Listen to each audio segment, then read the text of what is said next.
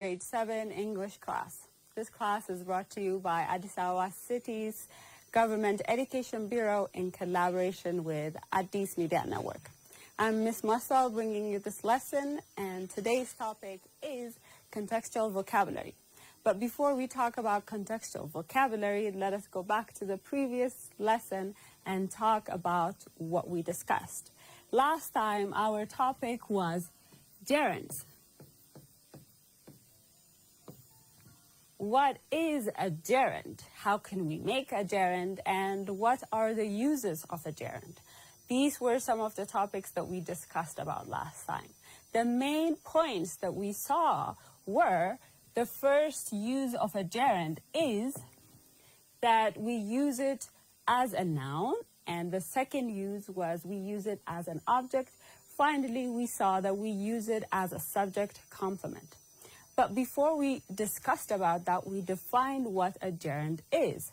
So gerunds are base verbs, just like infinitives, that take ing in their form. So we take a base verb and we add an ing to it. We have talked about different words that we used, but let us see how we use it as a noun. As a noun. So we use gerund as a noun usually when the gerund comes at the beginning of a sentence. For example, swimming is fun.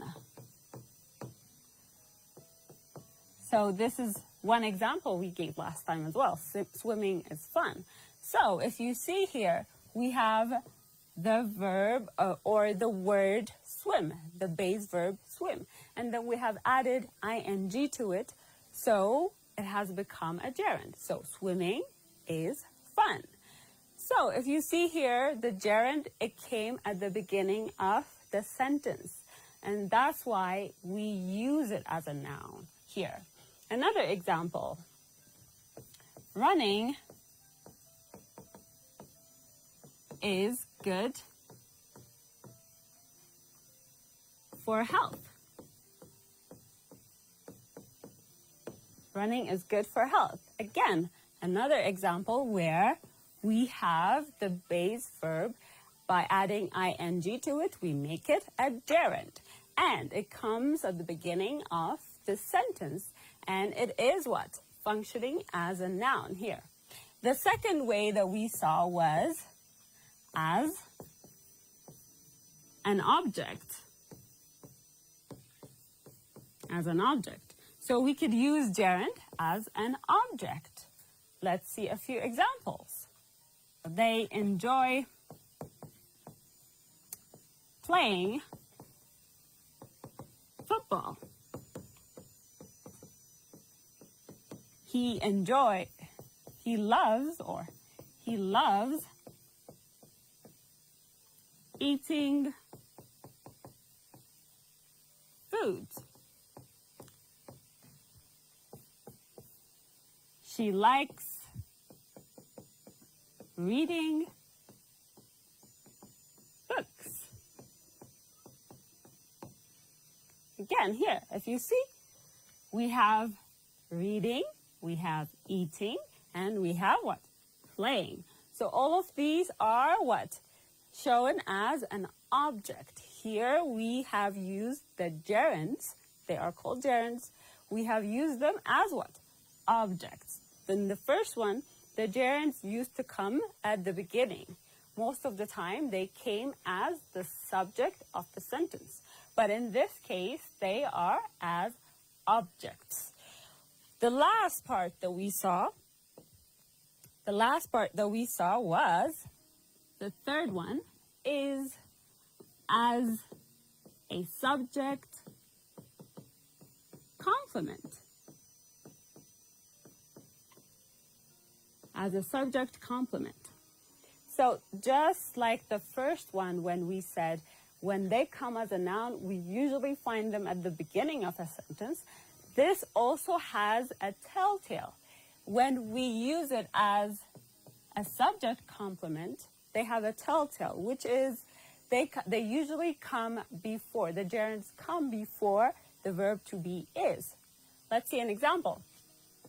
My preference is walking.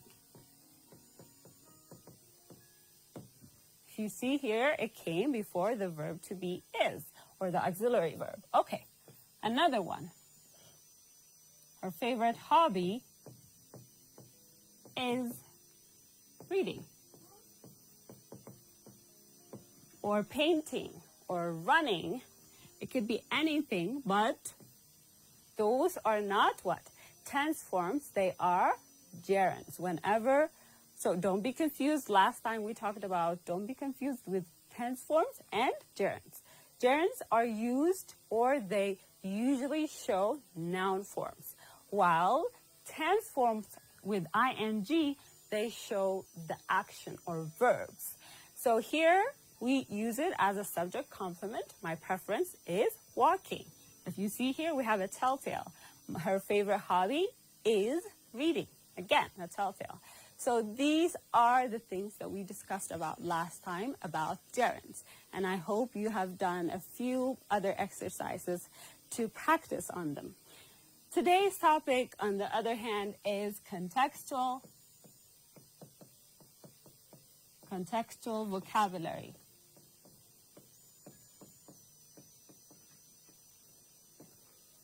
Contextual vocabulary. And our first word of the day is absence. Our first word of the day is absence. So, what is absence? What is the meaning of absence? Absence means the state of being not present. It means the state of being not present. So this word, I'm sure you're very familiar with.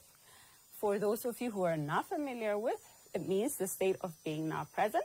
But for those of you who are familiar with it, it means that you are not there. And this word usually is used when you have a homeroom teacher that comes in every morning to check who is absent from class or who is present in class. For example, his absence from the meeting was noted. His absence from the meeting was noted. This shows what? This person was not present. This person was absent. Okay. Another example. Her absence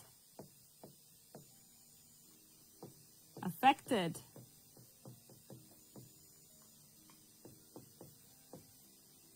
the presentation. Her absence affected the presentation. For example, let's say you have a group of friends and you are supposed to present a certain project or homework. So if one of your group members is absent, then that would what? Affect the presentation, because that person, it may be he or she, they have a portion to cover with the presentation. So if they are not present at that time, if they are not there at that time, that means your mark may be deducted, or you may not present the presentation really well. So absence signifies what? The state of being not present. The second word that we have today is discharge. Discharge. So, what does it mean to discharge? It means to allow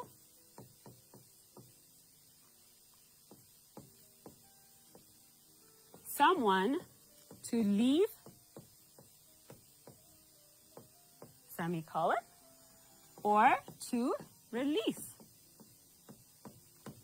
It means to allow someone to leave, or it means to release something. It could be anywhere, to release that thing anywhere. In this case, discharge we could say, two meanings. It could have also more than two meanings, but the most seen two meanings are, the first one is to release someone from, let's say, prison, or to release someone from work. If I say I have been discharged from work, then I am saying I am released from work. Or if we say he or she is discharged from prison, then we are saying that person is asked to leave that place. Or it could be a substance. It could be releasing a substance into the atmosphere. For example,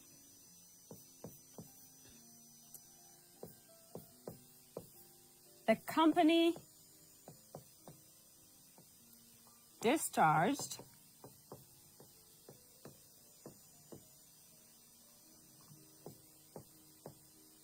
harmful substances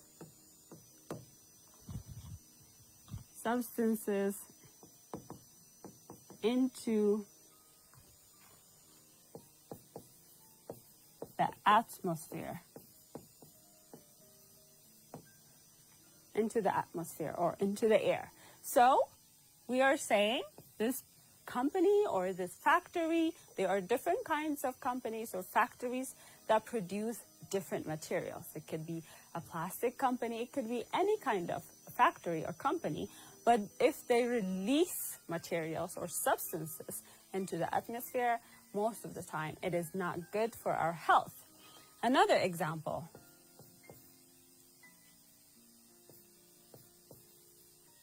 The pump discharged oil into the tank. Again, this is saying what? A substance was released.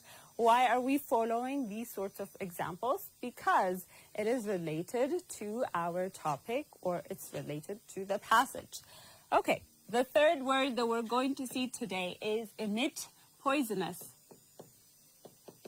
Emit poisonous means to send out or release harmful substances. These substances mostly will be released into the atmosphere, which is dangerous for our health, and it's also dangerous for the atmosphere itself. So let's see a few examples. Cars emit poisonous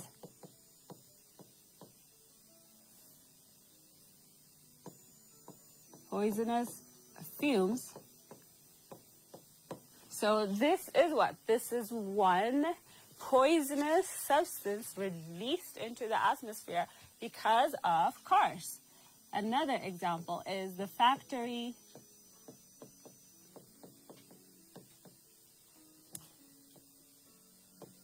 emits poisonous substances. Another example, the volcano emitted poisonous ash. So if you see here all of these examples, they're telling us emit poisonous means to release what? Ash, harmful substances, fumes that are dangerous to the environment. So a lot of these things are what? Things that people debate about in their everyday life, especially governments all over the world. They say that cars or vehicles, they are the most dangerous for humanity because they emit poisonous fumes that are really bad for the environment, and thus causing a lot and lots of different atmosphere or weather changes. Sometimes some areas, it rains on some areas that usually doesn't rain. Or some areas or countries, they have airs or weathers that are not good for human beings. So those are one of the reasons a lot of governments in the world, they say that we should change cars, how we build cars, and that's why electric cars are being preferable around the world. So emitting poisonous means to release or to send out harmful substances into the atmosphere. The fourth word that we're going to see is congested. Congested means blocked or overcrowded. Blocked or overcrowded. So this is a word that we use especially for cities that have big populations. In cities like Addis Ababa, for example, we use this word to talk about how some areas are very crowded. It could be overcrowded with people or even with cars. We could say the cars, the pathways or the roads are congested to talk about how it's blocked because of many cars. The streets were congested during rush hour. The town plans to widen its congested streets or roads, and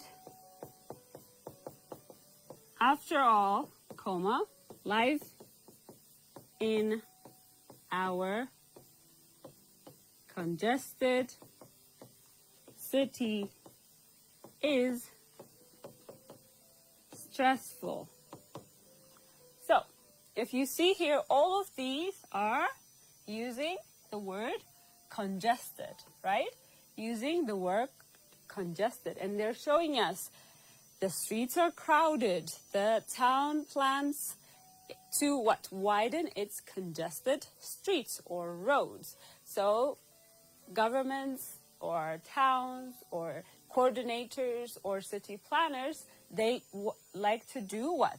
A wider street, or they like to build a wider road so people can have an option of going somewhere easily.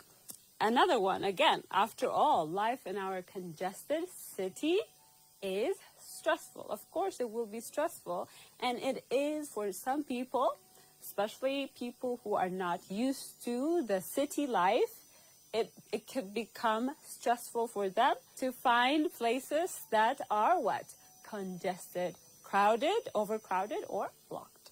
So this is the fourth word that we saw today. The fifth word that we're going to see today is pleasant. Pleasant. What does pleasant mean? It means nice or enjoyable. Nice or enjoyable. So this is a really good word or a positive word to show people that something nice has happened or something enjoyable is here, or we see something enjoyable. For example, we had a pleasant day in my grandmother's place.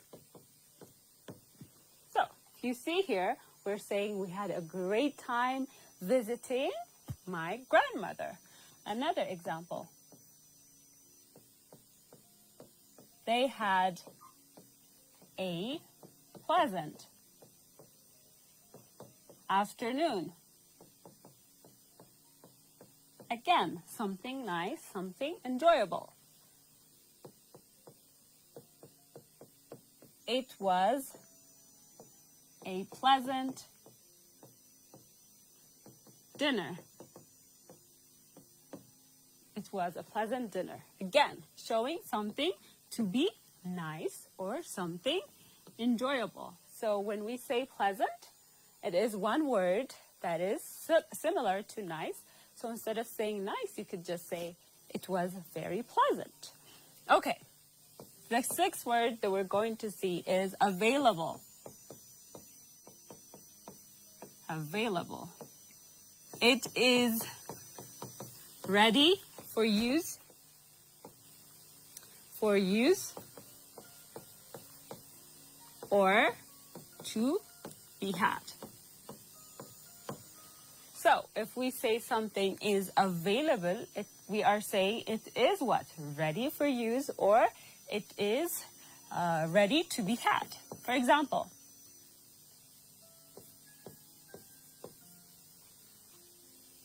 the teacher is available in the afternoon. The teacher is available in the afternoon. So in the morning, the teacher might have different works. It could be teaching in the classes, but in the afternoon, that teacher may be free. So availability here shows us what? It is easy to be had, or it is ready for use. The rooms are available next week. So, in this case, it is what? Ready for use. Next week, these rooms will be ready for use.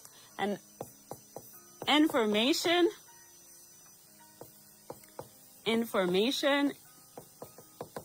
is available online. So this is a day, or these are days of technology. So people easily find information that they want where? They find it online. They find it in the web. They find it in the internet. So information is what? Available, meaning it is ready to use, or it is what? Easy or ready to be had. The seventh word that we're going to see today is convenient. Convenient means easy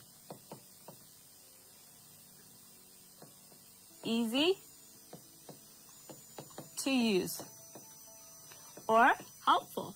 So if we say something is convenient, it means it is very easy for us to use it. For example, online classes are convenient for many students. If you remember, during the COVID lockdown a few years back, a lot of schools were trying to set up online classes so it would be easier for students to follow on their class or on their lessons. So online classes are what? Convenient for many students, meaning it is easy to use, or it is something that could help. Okay, another example. This application is very convenient to take a picture. So there are different applications we have in our phones that we use for many different purposes. So some of those apps may be convenient, may be easy for us to take pictures, may be easy or convenient for us to write some ideas in them. So convenience shows us what? It is easy to use, or it is helpful. The other word, or the last word we're going to see, is facilities. Facilities. Facilities means a place or equipment for specific purposes. Okay, so we have different facilities, for example, in around the city that we use for different purposes. For example,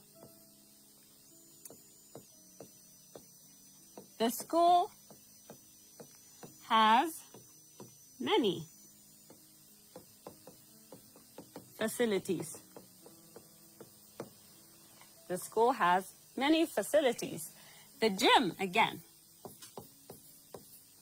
The gym has all of its facilities. Anything you need in the gyms, things that will help you to do different exercises, if they are there, and they are those facilities, the equipments, the materials, are what? Called, in this case, facilities. Again, with the school should have what? They should have classrooms, they should have dining area. So these are what? Facilities. Schools should have playgrounds where students get to play after class. So all of these are called facilities. And they could be equipment or they could be places. So these are all about the words that we're going to see. Let us do a few exercises and see how well you remember all of them. Complete the following sentences using the correct vocabulary. Okay, so we're going to use all of the vocabularies we have seen so far. Okay, vocabularies like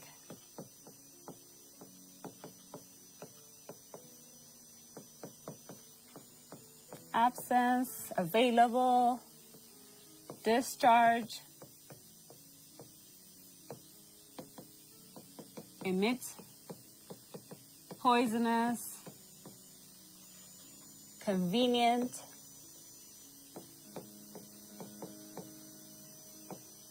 congested,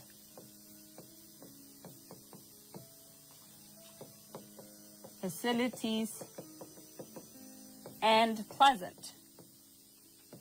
So these are all the words that you're going to use in the questions. Let us move these two. Discharged, discharge, and congested. Let us move these two here so we'll have enough space for our questions. Okay, number one. The teacher noticed John's long blank space from school.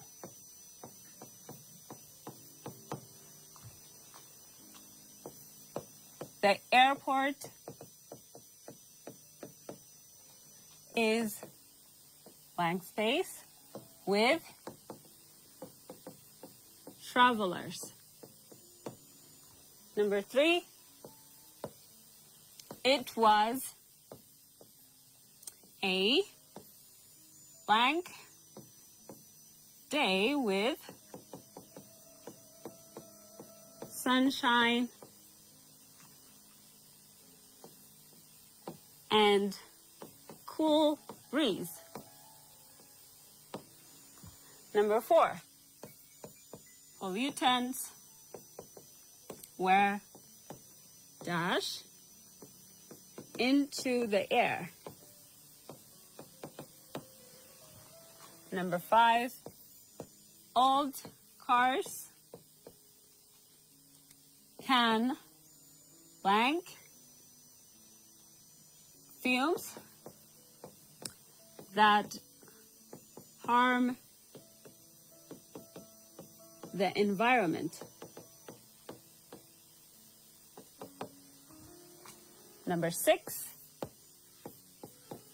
are there any seats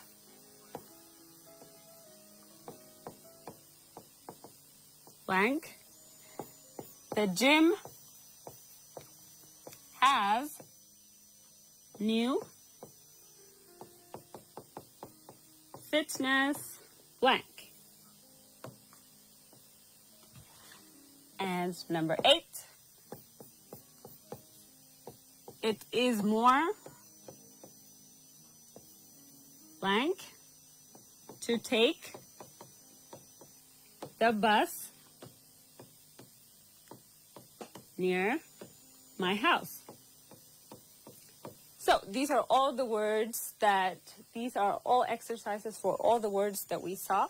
And I will give you about 3 minutes to finish these exercises, and we'll come back and correct it together.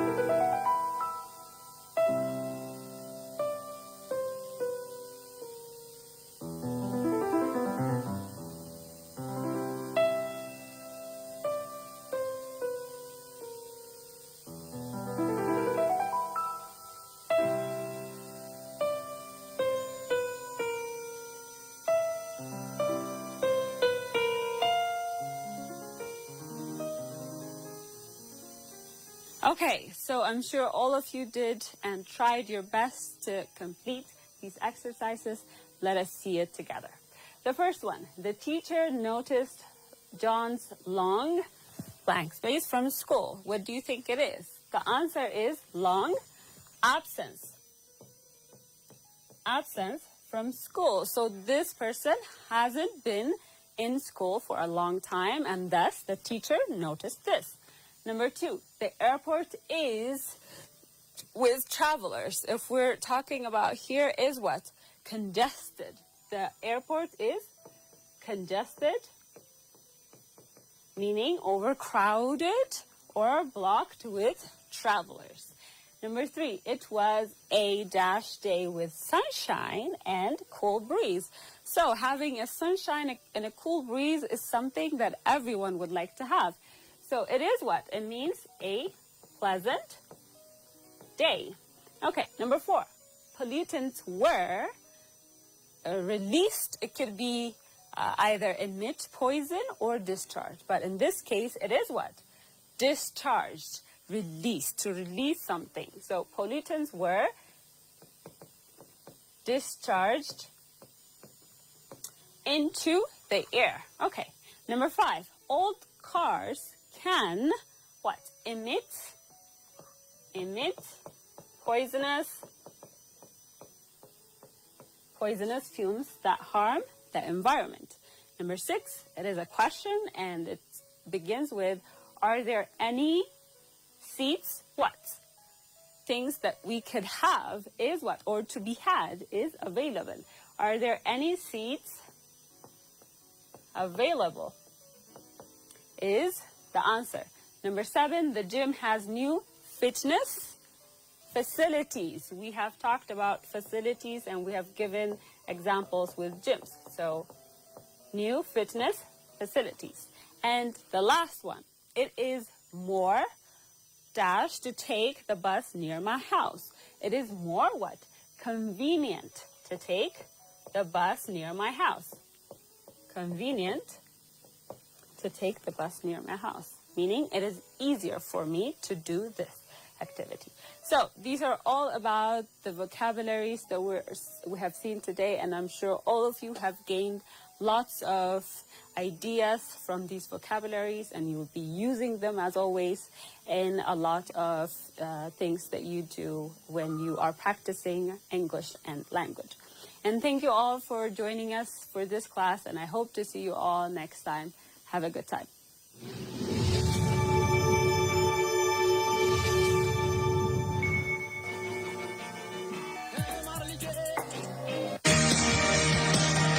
Chit Chat English. Good morning.